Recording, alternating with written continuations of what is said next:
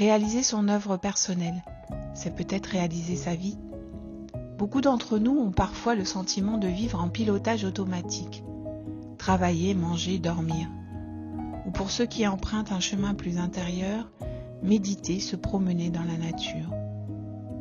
Toutes ces expériences ont leur valeur, mais une question demeure. Connaissons-nous réellement notre signature personnelle dans cette humanité ?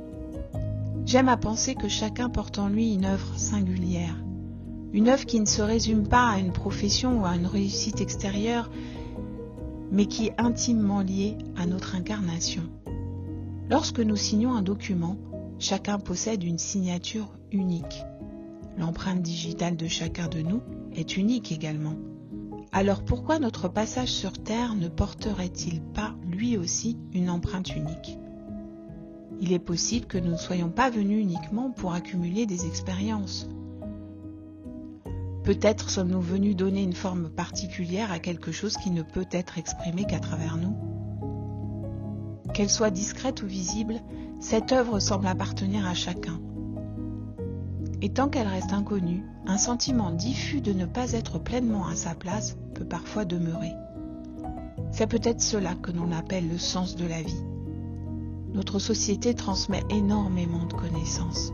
Elle nous apprend à réussir, à produire, à nous adapter. Mais nous aide-t-elle réellement à découvrir qui nous sommes profondément ?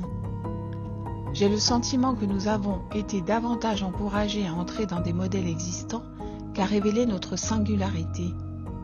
C'est ainsi que nous oublions peu à peu notre propre signature.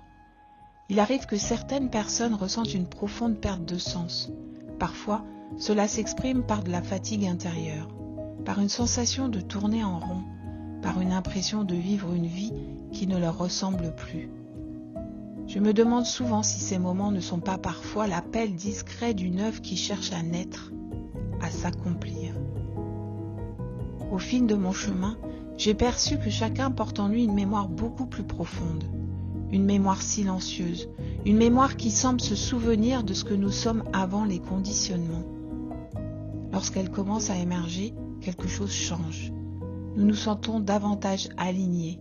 Nos choix deviennent plus simples. Notre vie prend progressivement une direction plus juste. En ce qui me concerne, réaliser son œuvre personnelle ne consiste ni à fuir le monde matériel, ni à rechercher uniquement des expériences spirituelles. C'est peut-être apprendre à laisser le divin prendre forme dans notre vie quotidienne, à faire se rencontrer le ciel et la terre à travers notre manière d'aimer, de créer, de servir et de vivre. Les traditions anciennes rappelaient souvent une question essentielle. Qui es-tu ? Non par ton métier, ni par ton histoire, mais ce qui demeure lorsque tout le reste disparaît. Peut-être que toute une vie consiste justement à découvrir cette réponse, à la dévoiler.